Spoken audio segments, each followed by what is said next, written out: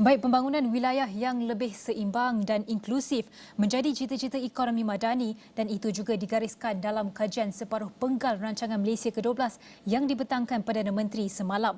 Beliau menegaskan usaha akan dipertingkatkan untuk mengoptimumkan potensi ekonomi wilayah berlandaskan 4 perkara pokok. Dan sudah sedia untuk mengulas berkenaan usaha merapatkan jurang antara negeri, kita bersama dengan Profesor Madya Dr. Irwan Shah Zainal Abidin merupakan pensyarah kanan Pusat Pengajian Ekonomi, Kewangan dan Perbankan SEFB Universiti Utara Malaysia UUM. Saya nak ucapkan terima kasih doktor kerana sudi meluangkan masa bersama kami. Apa khabar?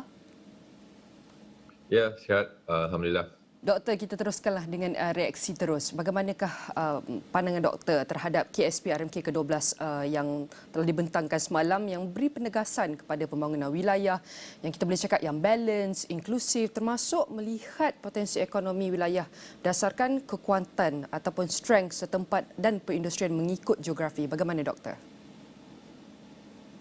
Secara keseluruhan, saya melihat ada kesinambungan daripada rancangan Malaysia ke-12 kerana kalau kita lihat pun dalam rancangan Malaysia ke-12 penekanan terhadap kemampanan inklusiviti, mempertingkatkan keseimbangan dan keterangkuman wilayah ini ditekankan di dalam bab 6 dan ia juga berkait dengan aspek-aspek perkara lain seperti isu kemiskinan, isu pembangunan masyarakat yang inklusif dan juga fokus kepada kawasan ataupun negeri daerah wilayah yang agak terkebelakang seperti negeri Sabah, Sarawak dan negeri Kedah, Kelantan, Terengganu.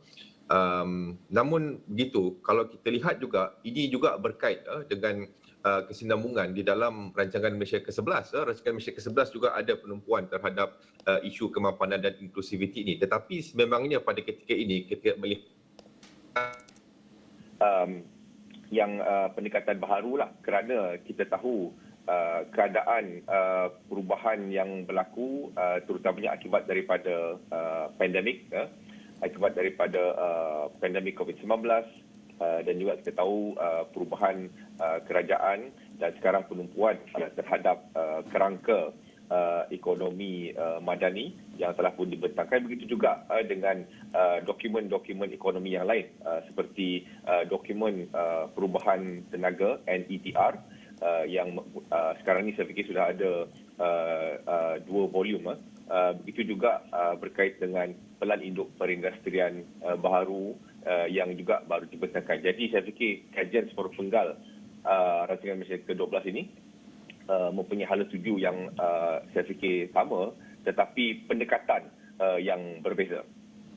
Baik, doktor, kita tahu untuk melaksanakan ataupun merealisasikan keseimbangan dalam wilayah ini, mungkin terdapat pelbagai cabaran yang menghalang untuk kita melihat keseimbangan antara negeri dan negeri. Jadi apa mungkin cabaran yang menjadikan penghalang bagi kita menjadikan ini sebagai kenyataan? Dari segi cabaran, saya berpendapat ada beberapa perkara yang perlu ditumpukan oleh kerajaan.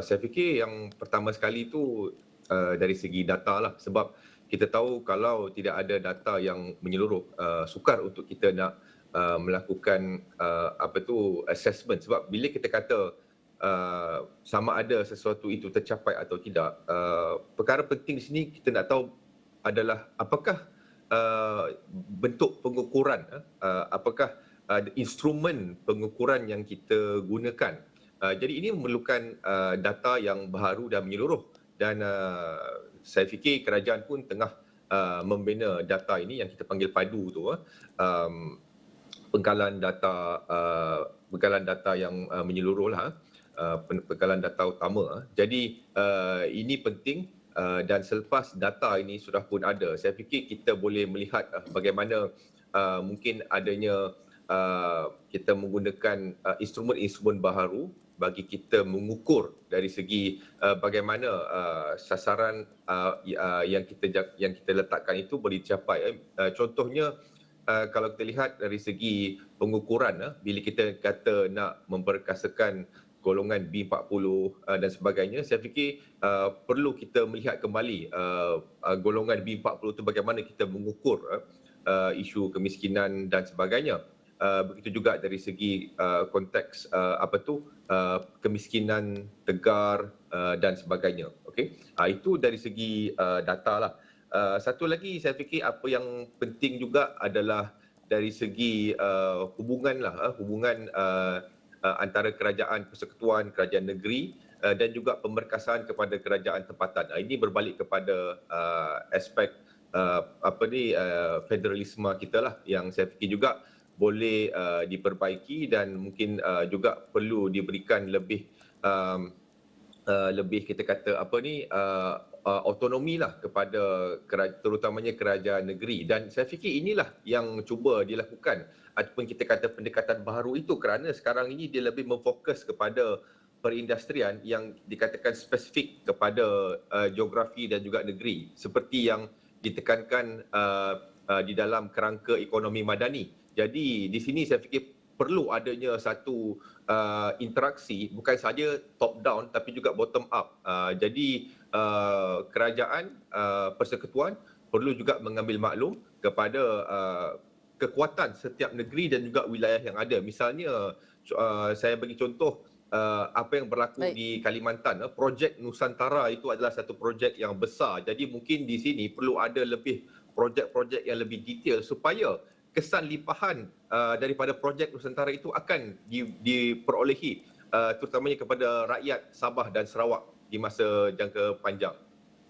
Baik, seperti yang Dr. kongsi bahawa KSP ni telah KSPRM ke-12 adalah punya hala tujuan jelas, cuma pendekatan yang berbeza dan baru. Dan Dr. telah kongsikan antara cabaran utama dalam pelaksanaan adalah untuk melihat pengumpulan data termasuk juga dengan pengurusan atau pentadbiran antara kerajaan negeri dengan kerajaan pusat. Namun kita tahu kerajaan juga telah mengenal pasti potensial pembangunan setiap negeri. Jadi sekarang apa perkara utama yang perlu disegerakan? Pembangunan infrastruktur ke? Kerana kita tahu setiap pelabur ni mereka akan meneliti pelaburan yang mampu memberi manfaat kepada mereka. Kerana apa yang perlu kita teliti agar kita dapat menarik pelaburan yang mempunyai pelaburan strategik dan juga impak yang tinggi. Apa yang kita perlukan perkara yang kritikal sekarang ini, Doktor? Saya bersetuju infrastruktur adalah satu perkara yang sangat kritikal. Dalam perniagaan ini saya fikir apa yang dilihat oleh pelabur dan juga prospek pelabur itu adalah yang pertama infrastruktur itu. Jadi infrastruktur ini dari segi bukan sahaja infrastruktur fizikal tetapi juga infrastruktur dari segi digital dan juga dari segi kemampuan dari segi adanya tenaga buruh yang boleh yang punya kemahiran yang sepatutnya. Jadi saya fikir di sini projek-projek infrastruktur terutamanya pengangkutan perlu disegerakan, begitu juga dari segi digitalisasi. Jadi saya fikir digital infrastruktur itu penting. Terutamanya kalau kita nak merapatkan jurang ini, sebab saya berpendapat kalau kita cuba untuk nak membina satu ekonomi yang memfokus kepada sesebuah komuniti dan juga bagaimana kita nak meningkatkan industri-industri baharu di kawasan-kawasan yang sudah pun dikenal pasti, contohnya dari segi peningkatan dalam industri yang berkait dengan pertanian, keterjaminan makanan dan juga dari aspek-aspek yang melibatkan tenaga baharu. Kita kena lihat juga perubahan tenaga ini mungkin juga kita boleh lihat di kawasan-kawasan luar bandar. Begitu juga sektor perindustrian dan juga pelancongan mampat. Semua ini memerlukan infrastruktur yang bagus dan juga yang sepatutnya lah, supaya ia memberikan kita kata kedua-dua faktor tolakan dan juga faktor terutamanya faktor tarikan lah kepada pelabur untuk datang. Dan juga satu perkara penting yang saya nak sentuh adalah mungkin dari segi ketulusan governance, tata kelola yang penting dan juga tidak ada kita kata satu keputusan yang mungkin akan memberikan satu presiden yang tidak bagus. Contohnya mungkin sudah ada perkara projek yang dipersetujui and then mungkin ada last minute dibatalkan dan sebagainya. Ini memberikan kesan kepada prospek pelabur di masa hadapan. Baik doktor, kalau seperti yang doktor sebutkan tadi, antara perkara yang penting untuk kita beri tumpuan ialah digital infrastruktur dan juga ketulusan tata kelola. Tapi kalau boleh saya sebutkan di sini, kerajaan bertekad untuk rapatkan nisbah jurang pendapatan antara desa dengan bandar daripada 0.57 pada tahun 2022 tahun lalu kepada 0.67 pada tahun 2025. Dan kita nak lihat bagaimana usaha tingkat pendapatan ini mampu kerajaan laksanakan, sebab kalau kita tahu sebelum ini kita dengar ada inisiatif satu desa satu produk. Jadi bergerak hadapan macam mana doktor? Dalam hal ini kerajaan perlu juga melihat bagaimana usaha yang berterusan untuk memastikan bahawa adanya satu proses, bagi saya proses migrasi yang bukannya daripada luar bandar kepada bandar, tetapi daripada bandar kepada luar bandar. Jadi bukannya proses urbanization, tapi mungkin kita nak cuba melihat bagaimana kita boleh melakukan proses ruralization. Ini penting sebab bila kita nak membasmi contohnya kemiskinan tegar, kita juga perlu melihat bahawa bila kita kata isu kemiskinan ini, ada juga beberapa bentuk kemiskinan terutamanya pasca pandemik yang perlu ditekankan. Contohnya kemiskinan bandar. Kemiskinan bandar ini banyak yang tidak begitu lihat secara yang real kerana data tu mungkin tak nampak sebab mereka ni agak invisible. Mungkin tak nampak dari segi keadaan tu mungkin nampak okey, tapi sebenarnya mereka ni mempunyai banyak masalah terutamanya dalam ekonomi mereka, poket mereka dan sebagainya. Jadi salah satu sebab adanya isu kemiskinan bandar ini berlakunya migrasi itu, urbanization itu. Jadi kalau kerajaan dapat memastikan adanya pembangunan desa, pembangunan fokus kepada komuniti dan juga seperti yang disebutkan tadi, projek-projek yang kita kata spesifik lah kepada yang mempunyai kekuatan dalam sektor ataupun di dalam komuniti dan juga di dalam sesebuah wilayah itu, ini dapat membolehkan pengurangan dalam migrasi ke bandar dan ini dapat menyelesaikan masalah kemiskinan bandar dan semestinya banyak insiden-insiden kemiskinan tegar itu juga saya percaya dapat dihapuskan.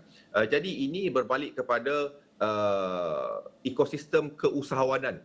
Ekosistem keusahawanan yang menyeluruh yang perlu dibentuk. Jadi ini melibatkan pemerkasaan TMKS dan juga saya suka ulang berkenaan dengan infrastruktur digital itu kerana saya percaya revolusi teknologi digital ekonomi ini mempunyai banyak peluang untuk meningkatkan keupayaan kawasan luar bandar yang sekaligus dapat mengurangkan jurang pembangunan antara kawasan bandar dan juga kawasan luar bandar. Baik, apa yang kita boleh pelajari dari perkongsian Dr. Irwan mengatakan KSP-RMK ke-12 ini adalah mempunyai hala tujuan jelas untuk memperkukuhkan pembangunan ekonomi termasuk juga dengan membangunkan kesejahteraan rakyat. Namun banyak cabaran ataupun aspek yang perlu kita teliti bergerak ke hadapan. Sekali lagi saya ucapkan terima kasih kepada tetamu kita yang setia bersama kami dalam talian untuk bincangkan apakah iaitu respon bagaimanakah pandangan terhadap KSP-RMK ke-12 yang telah dibentangkan oleh Perdana Menteri semalam. Sekali lagi saya ucapkan kepada tetamu kita, Nabilah, kali ini. Okey, terima kasih diucapkan kepada Profesor Madya Dr. Irwan Shah Zainal Abidin, Pensyarah Kanan Pusat Pengajian Ekonomi, Kewangan dan Perbankan SCFV Universiti Utara Malaysia.